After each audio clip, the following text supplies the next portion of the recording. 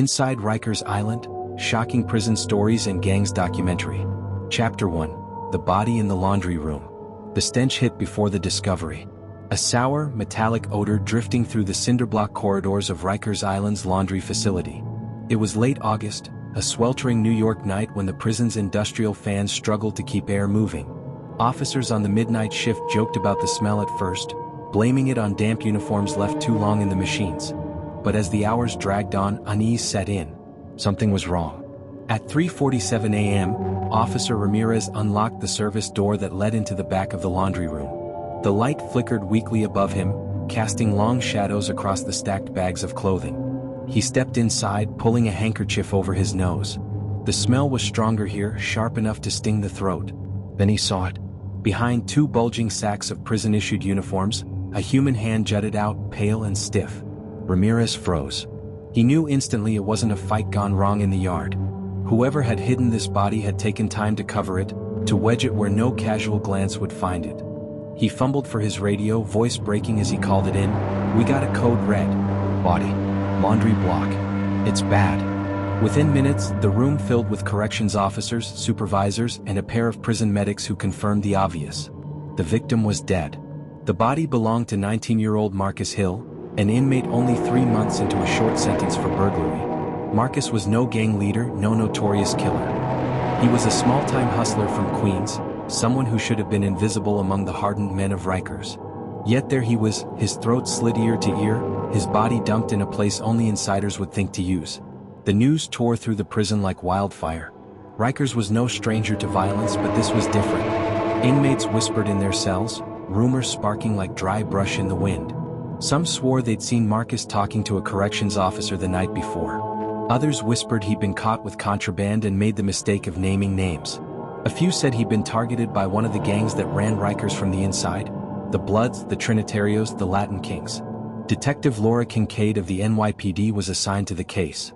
She wasn't new to Rikers.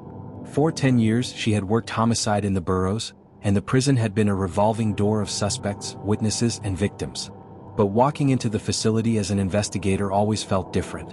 The clang of steel gates locking behind her, the oppressive heat, the stares of inmates lining the corridors, it was like stepping into a world where rules bent and morality dissolved.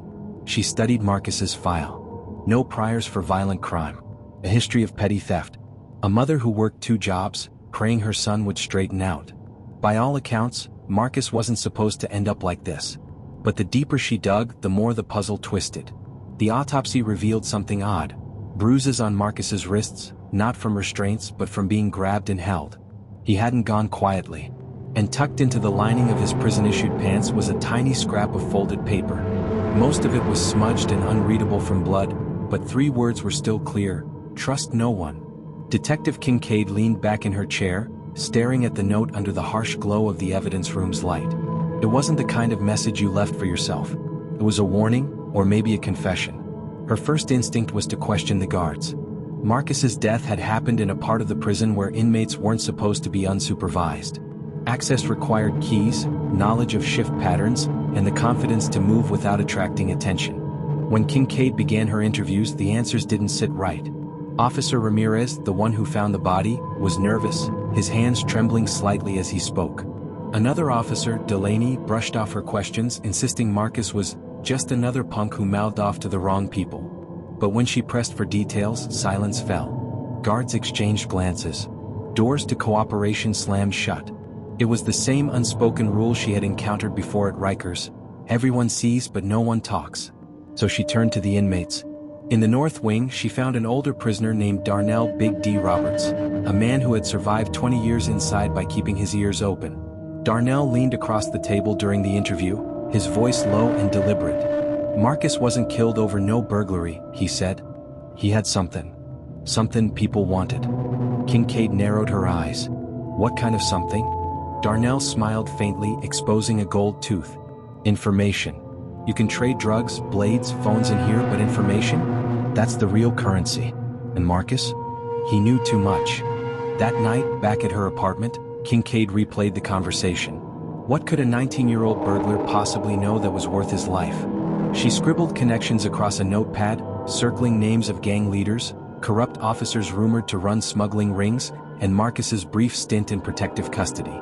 Each lead felt like chasing smoke. The breakthrough came from an unexpected place. Reviewing surveillance footage of the corridor leading to the laundry room, she noticed something peculiar.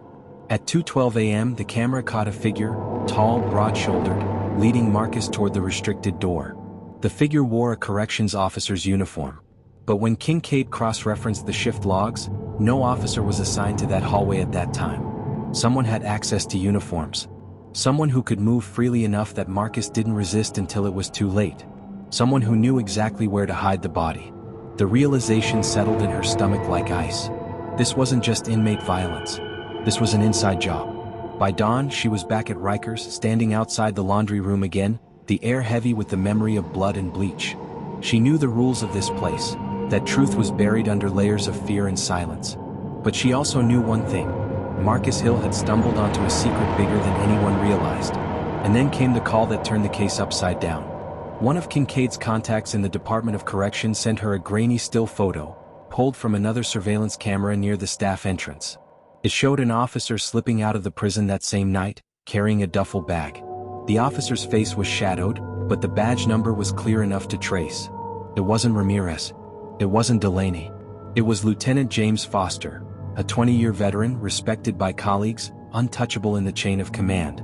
Detective Kincaid stared at the image, her pulse quickening. If Foster was involved, this wasn't just about Marcus anymore. It was about something deeper: corruption, power, survival.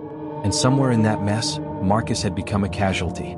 But what Kincaid didn't know, not yet, was that Marcus hadn't been the only one targeted. His death was just the opening move in a game that reached far beyond Rikers' walls. Because while she was piecing together the fragments of his last hours, another inmate was already marked for execution. And the killers were one step ahead. The inmate who knew too much. The news of Marcus Hill's death hadn't even cooled before another rumor began to snake its way through the tiers of Rikers. A name whispered from cell to cell, carried in low voices during chow, muttered in the corners of the yard. The next target. His name was Anthony Vega, 23 years old, serving time for armed robbery. Vega wasn't Marcus. He wasn't a rookie hustler, naive and wide-eyed. He was street-hardened, tattooed with the marks of loyalty to the Trinitarios. But loyalty, Kincaid knew, was fragile currency in a place like this. Vega was about to find out just how little protection his colors offered. Detective Kincaid received the tip on a rainy Monday morning. She was parked outside the prison gates, sipping coffee gone cold, when her contact, a corrections officer she trusted, slipped into the passenger seat. His face was pale, lips drawn tight. "They're saying Vega's next," he said. "Kid's been asking too many questions. Says Marcus gave him something before he died." Kincaid felt the words hit like a blow. Marcus hadn't just died with a secret. He had passed it on. "What kind of something?" she asked. The officer shook his head. "Don't know. But whatever it is, it's got people nervous. Nervous enough to kill again." That night, Kincaid filed a request for protective custody for Vega. But inside Rikers, paperwork was slow and favors were faster. By the time her request reached the warden's desk, Vega was already marked. Inside the cell block, Vega knew he was living on borrowed time. The walls of Rikers were more dangerous than the streets he'd come from. He had watched Marcus die, not with his eyes, but through the whispers that spread like wildfire. He knew the laundry room wasn't just a killing ground, it was a message. And now the message had his name on it. The first attempt came 3 nights later. Lights Out had plunged the block into darkness, punctuated only by the sound of distant shouting and the clang of gates. Vega lay awake on his bunk, every muscle tensed. That's when he heard it, the soft scrape of metal against metal, the unmistakable sound of a shiv sliding free. The attack came fast. A shadow loomed at the bars of his cell, an arm thrusting through the gap, blade flashing in the dark. Vega rolled from his bunk, the blade slicing through his thin mattress instead of his skin. He slammed his shoulder against the attacker's arm, forcing it back. The shiv clattered to the floor outside. The attacker hissed a curse before melting into the blackness. Vega pressed his back against the wall, chest heaving. He knew this wasn't over. Whoever wanted him dead wasn't going to stop. The next morning, Kincaid stood on the tier, listening as Vega told his story. He was defiant, but there was fear in his eyes, a flicker he couldn't hide. "They want what Marcus gave me," Vega said. "That's why they won't stop." Kincaid leaned closer. "Then tell me, what did he give you?" Vega hesitated. Slowly, he reached into the seam of his mattress, pulling free a small strip of fabric folded tight. He placed it in Kincaid's hand. Unfolded, it was a torn piece of prison uniform, smuggled into the seams. On it, scrawled in rushed, jagged handwriting, was a list of names. 6 in total. Beside each name was a number, bank accounts, or so it seemed. Kincaid recognized one immediately, Lieutenant James Foster. The same officer caught on surveillance carrying the duffel bag. Her heart hammered. Marcus hadn't just stumbled into gang politics. He had uncovered a network, guards and gang leaders working together, laundering money through accounts outside the prison. Vega had been holding the proof, unknowingly sitting on a powder keg. She slid the fabric back into Vega's hand. Keep it hidden. Don't trust anyone. But someone already knew. That evening, a fight erupted in the yard. It started small, 2 inmates shoving, shouting insults, then exploded into chaos.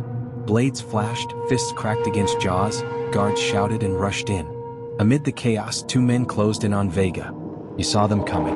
Desperation kicked in. Vega ducked under a swing, bolted for the fence line, and shouted for help. But the guards were too slow and the 2 men were faster. One slashed across Vega's arm, the blade leaving a jagged line of blood. Vega roared, grabbed a fistful of gravel and hurled it into his attacker's face. The man stumbled back, cursing. It was enough. Guards swarmed in, batons swinging, and dragged Vega out of the melee. He was bleeding, shaken, but alive. For now. Kincaid was waiting in the infirmary when they stitched him up. She looked at him hard. "They're not going to stop," she said. "If you want to make it out of here alive, you need to talk. Tell me everything you know." Vega's jaw tightened. He looked away. "Talking gets you killed." "Not talking gets you killed faster," Kincaid shot back. For a long moment, silence hung between them. Then finally Vega's shoulders slumped. "Marcus told me," he said. "Told me he'd seen Foster meeting with the Trinitarios. Said he had proof. I didn't believe him. Not until I saw the names. The money. They're moving cash, drugs, everything, through the guards. Foster's running it. And Marcus was going to blow the whistle." Kincaid felt a chill crawl down her spine. She had suspected corruption, but this was bigger. If Foster was orchestrating smuggling and laundering with the gangs, it explained everything. Marcus's death, Vega's near miss, the silence from the other officers. It wasn't fear of inmates keeping mouths shut. It was loyalty. Or complicity. That night, Kincaid requested immediate transfer of Vega to another facility. But once again, bureaucracy moved at a glacial pace and Foster's influence ran deep. Hours later, word came that the transfer had been delayed. The next morning, Vega was gone. Not dead. Not in the infirmary. Not in solitary. Gone. His cell stripped bare, his mattress slashed open. No one had seen him leave, no one admitted to moving him. The official report claimed administrative relocation, but no paperwork backed it up. To Kincaid, it was clear, Vega had vanished into the black hole of Rikers. Whether he was alive or not was a different question. She stared at the empty cell, the echo of his words ringing in her ears. They're moving cash, drugs, everything. If Vega was silenced, the proof might vanish with him. And Foster would remain untouchable. But then came the twist. 2 days later, Kincaid received an unmarked envelope at her precinct. Inside was a single Polaroid. The photo showed Vega, alive, battered but alive, sitting in a chair, blindfolded, his hands bound. Behind him, a wall she recognized immediately, the concrete and peeling paint of one of Rikers' abandoned storage blocks. On the bottom of the photo, scrawled in black marker, was a message. "Stay out or he dies next." Kincaid's stomach dropped. The conspiracy wasn't just real, it was watching her every move. And now it wasn't just about Marcus or Vega. It was about her. Because the next target might not be behind bars. It might be her. The blood price. Detective Laura Kincaid stared at the Polaroid until her hands began to tremble. Vega was alive, but barely. The image was more than a threat. It was proof that the conspiracy inside Rikers wasn't operating in the shadows anymore. They were confident, brazen, unafraid of exposure. They believed they owned the system. And maybe they did. Kincaid knew she had 2 choices: step back and save her own skin, or push forward and risk being buried with Marcus and Vega. The line between duty and survival had never felt thinner. But she also knew one thing: walking away would mean Vega's death. Maybe more. She tucked the photo into her coat and made a call. Not to her superiors, not to internal affairs. She couldn't trust the chain of command. Not when Lieutenant Foster was in it. Instead, she called a man she hadn't spoken to in years, Frank Doyle, a retired detective who once served on the prison corruption task force. Doyle's voice crackled through the phone, rough and wary. "Laura Kincaid. Thought you had better sense than to drag yourself into this mess." "I don't have a choice," she said. "They've got Vega. They killed Marcus. And I've got proof Foster's behind it. But if I go through the usual channels, it disappears." There was a pause. Then Doyle sighed. "Meet me tonight. Don't bring your phone." They met in a diner off Queens Boulevard, the kind of place where the coffee was cheap and the blinds were always half-drawn. Doyle looked older, slower, but his eyes were sharp as ever. Kincaid slid the Polaroid and Marcus's list of names across the table. He studied them in silence. Then he muttered, "This is bigger than Foster. You're looking at a pipeline: money, drugs, protection, kickbacks. Foster might be running point, but he's not alone. These accounts? They're linked to people outside too. Politicians, lawyers, maybe even the department brass." Kincaid felt her chest tighten. She had known it was dangerous, but this was rot spreading through every layer of the system. "So how do we get Vega out?" she asked. Doyle's lips twisted into a bitter smile. "We don't. Not through legal means. They'll bury him. The only way is to drag it all into the light before they can cover it up. That means catching them in the act." The plan was reckless, borderline suicidal. But it was the only path forward. 2 nights later, Kincaid smuggled herself into Rikers under the guise of a late-night evidence check. She wore plain clothes, a borrowed correctional jacket, and nerves that hummed like live wires. Doyle waited in a van outside, monitoring the prison's patchy surveillance feeds he'd hacked with an old contact. Vega was being held in one of the abandoned storage blocks, Doyle said. A place where no one asked questions, where screams couldn't be heard over the clamor of the prison. If they could get in, grab Vega, and get him out before Foster's men moved, they might just survive this. Might. The corridors were tomb quiet as Kincaid moved, the echo of her boots deafening in her ears. She passed cells where inmates pressed against the bars, whispering warnings, eyes wide with recognition. They knew something was coming. At the end of the south wing she found it, the rusted steel door of the storage block. A faint light seeped from beneath it. She steadied her breath, hand brushing the cold grip of her sidearm. Then she pushed it open. Inside, the air was thick with mildew and sweat. Vega sat slumped in a chair, bound, blood crusted on his shirt. His head snapped up at the sound of the door. Relief flickered in his eyes, followed quickly by panic. "Behind you," he croaked. Kincaid spun. Foster stepped from the shadows, a pistol in his hand. His uniform was immaculate, his expression calm, almost bored. "I warned you," he said. His voice was low, steady, the voice of a man who had killed before and would again. "You should have stayed out." Kincaid's pulse roared in her ears. "Marcus, Vega. How many more, Foster? How many bodies until you choke on your own lies?" Foster smiled faintly. "You think this is about me? I'm just one piece.